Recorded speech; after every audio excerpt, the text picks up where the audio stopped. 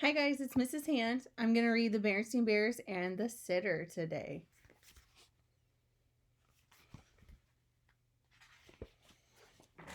"What's this?" said Papa Bear as he took the day's mail from the Bear family's mailbox.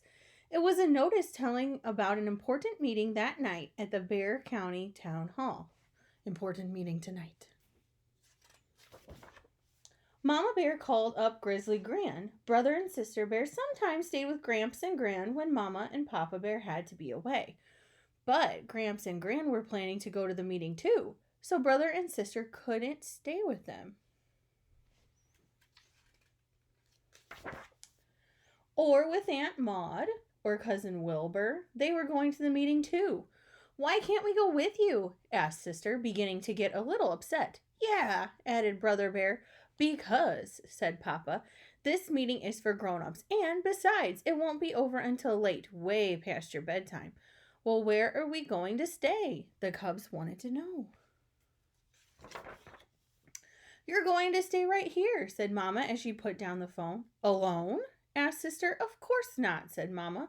"I've arranged for a sitter." "A sitter?" said Brother. "Who is it going to be?" Sister asked. "Mrs. Grizzle, who lives in the hollow stump at the end of the road," said Mama, feeling much better about the whole thing. "Mrs. Grizzle," said the cubs, not feeling better at all. Once, when Sister was playing with her friends, their ball went into Mrs. Grizzle's flower garden. Mrs. Grizzle wasn't too happy about it.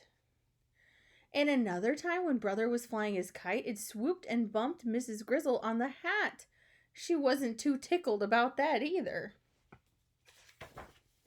Later that evening, after the supper things had been cleaned up, Mama and Papa got ready to go to the town meeting.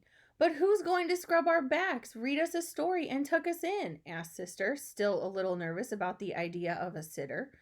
"I understand that Mrs. Grizzle has raised 7 cubs of her own," said Mama, putting on her hat, "and I'm sure she's a perfectly good back scrubber, story reader, and tucker-inner." "She's not going to scrub my back," Brother Bear said under his breath. Mrs. Grizzle came walking up the path to the bear's treehouse right on time. There was no question about it. It was the same Mrs. Grizzle who got bopped with the kite and didn't like cubs tromping her flowers. She was very large, almost as big as Papa, and she carried a drawstring bag. "Evening, all," said Mrs. Grizzle in the loud, jolly voice. "Well, time's a-wasting, you two," she said to Papa and Mama Bear.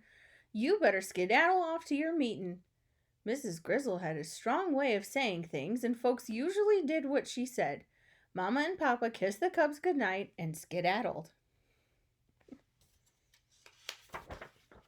"Whew," said Miss Grizzle as she sat down in Papa's big chair. "It sure is good to get a load off your feet." She took off her hat and looked into her drawstring bag. "There's something about somebody looking into a bag that makes cubs very curious."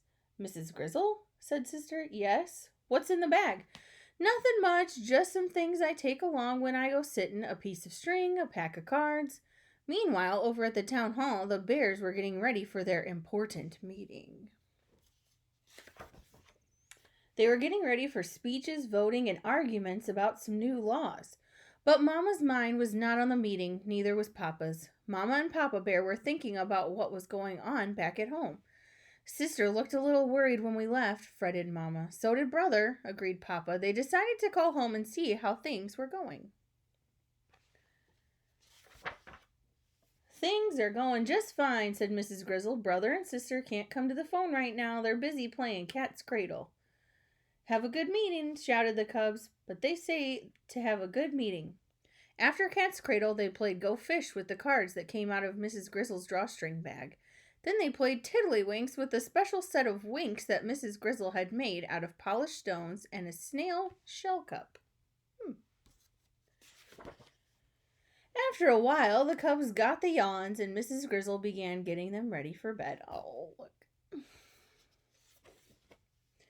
And she did indeed turn out to be a very good back scrubber. Brother changed his mind about not having his back scrubbed. And she was a fine story reader and a really super tucker-inner. I hope Mama and Papa had a good meeting, said Sister with a yawn, because we had a very good sit. The cubs had a number of different sitters from time to time, but Mrs. Grizzle was their favorite, and they were always glad to see her. The end. I hope you enjoyed it. I'll put everything in the box below so you can take your AR test, and I'll see you next time. Bye!